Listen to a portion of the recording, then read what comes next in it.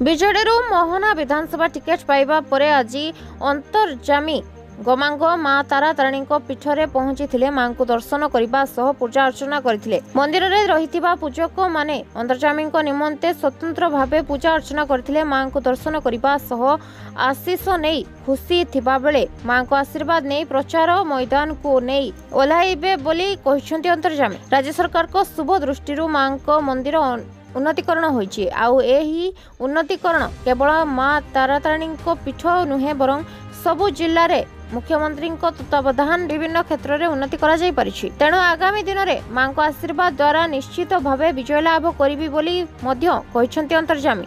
ଅନ୍ତର୍ଯାମୀଙ୍କ ସହ ତାଙ୍କ ବହୁ ସମର୍ଥକ ମଧ୍ୟ ମନ୍ଦିରରେ ପହଞ୍ଚି ମାଙ୍କୁ ଦର୍ଶନ କରିଥିଲେ। ବ୍ରହ୍ମପୁରରୁ ସନ୍ଦେଶ କୁମାର ସାହୁଙ୍କ ରିପୋର୍ଟ, ଟାଇମ୍ସ ଓଡ଼ିଆ।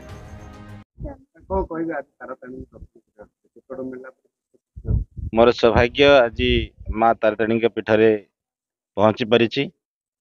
ये आशीर्वाद माँ तारातारिणी आशीर्वाद आसली आमनकर ओडिशार लोकप्रिय मुख्यमंत्री श्रीजुत नवीन पट्टनायक आशीर्वाद रे मोहना निर्वाचन मंडली विजु जनता दल प्रार्थी भाव में घोषणा कर मोर नाम तांकर आशीर्वाद नहीं कि आज माँ पाखे पहुँची पारिछि।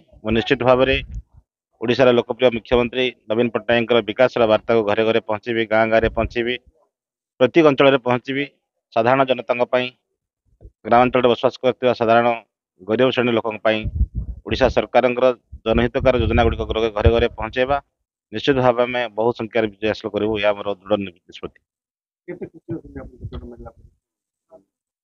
निश्चित भाव में माननीय मुख्यमंत्री आशीर्वाद नहीं बहुत खुशी अच्छी मु आज चेष्टा करी मोर से निर्वाचन मंडली साधारण जनता भोटर भाई भाई मान आशीर्वाद सहयोग विश्वास आस्था प्रकट करी मुझे जीतिक आसबि ताले निश्चित भाव में माननीय मुख्यमंत्री नवीन पट्टनायक षष्ठथर मुख्यमंत्री गोटे सिपाही भाव में सहयोग करी या मोर आज माँ तारातारिणी माँ पाखे मोर सौभाग्य लाभ करी।